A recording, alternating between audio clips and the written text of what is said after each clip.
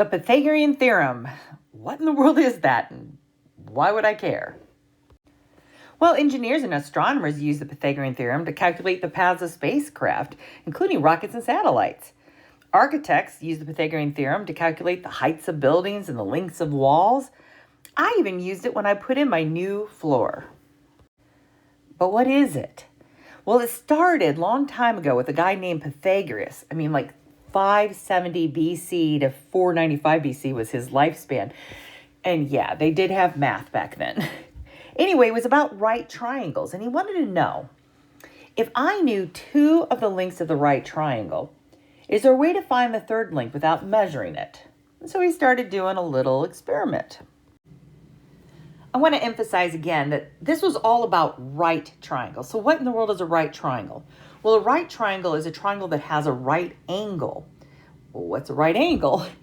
Well, that is an angle that is 90 degrees. It makes what we would say a square corner. So if you look at the bottom left-hand corner, you're going to see the 90-degree angle, which is the right angle. Alrighty. So he does this and he says, hey, I noticed that one side was measured at 3, one side was measured at 4, and one side was measured at 5. Oh, 3, 4, 5. And he wondered, does having 3 sides that are one bigger than the other make a right triangle? Well, let's try it out. He decided to go one up on each of the sides. He wanted to make a 4, 5, 6 triangle. So he made his 4, he made his 5, but then when he measured, it wasn't 6. So that's not what's going to make a right triangle, having 3 numbers that are right beside each other. So he had to find another method. He found another right triangle here, and its sides were 5, 12, and 13. But what do those numbers have in common? That was the mystery that he was trying to find out. Pythagoras found lots of different right triangles, but the whole question was, do these numbers have anything in common with each other? Now, he probably didn't come up with all of these. This is just a list that I've put up there. But what do these numbers have in common? Do they have anything in common? Or is it just by luck that these triangles are put together? It's not by luck, I'll tell you that. So what I want you to do, I'm going to give you 4 of these sets of triangle sides. And I've got the first 2 that we talked about. And I want you to play around with them. Can you figure out the rule for making a right triangle? What do these numbers have in common? How are they related to each other? No cheating, don't look it up.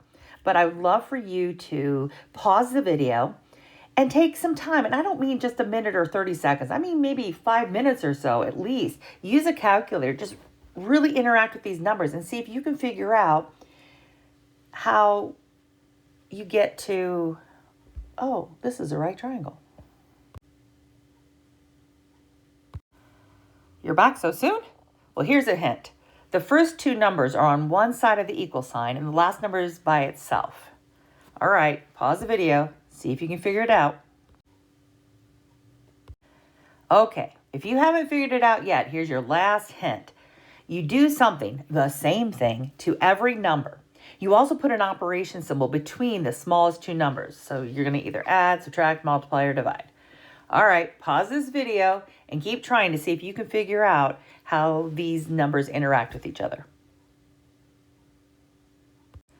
Pythagoras found another relationship between the 3, 4, and 5. He realized that if he made squares for each of them, the 2 smaller squares equaled the larger square. What are you talking about? Well, let me show you. I've numbered each of those little squares inside the big squares. And if you think about it, a square with a side 3 times 3 is 9, 4 times 4 is 16, and 5 times 5 is 25. But look, 9 plus 16, the areas of the 2 smaller ones, equals 25, the area of the larger one. Could this be a pattern? Pythagoras tried it on the 5, 12, 13 triangle. And sure enough, when he made a square for the 5 side, so 5 by 5, he got an area of 25. The 12 side, he did a 12 by 12, he got 144. And the 13 side, he did a 13 by 13 square and got 169. And 25 plus 144 did equal 169. He's on to something. Absolutely. He definitely had found how these numbers related to each other. Did you figure it out before I told you? Well, if you don't believe me yet, pause the video and put these equations in, and you'll find out that they're all equal to each other. And being a guy who likes things to be nice and neat, he decided to use the symbol for squared, that little tiny 2 there, the exponent. The last thing to do is to put variables in for each side, since his theory worked for all the right triangles. So here we go. I'm introducing the Pythagorean theorem. A squared plus b squared equals c squared. And now, using this, if you are given 2 sides, you can find the third side.